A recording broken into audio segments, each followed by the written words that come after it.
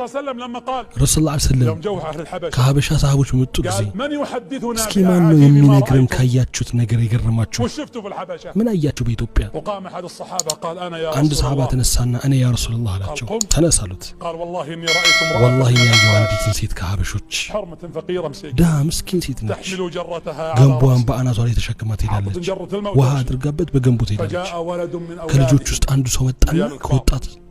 فدفعها من غير ያለ ምክንያት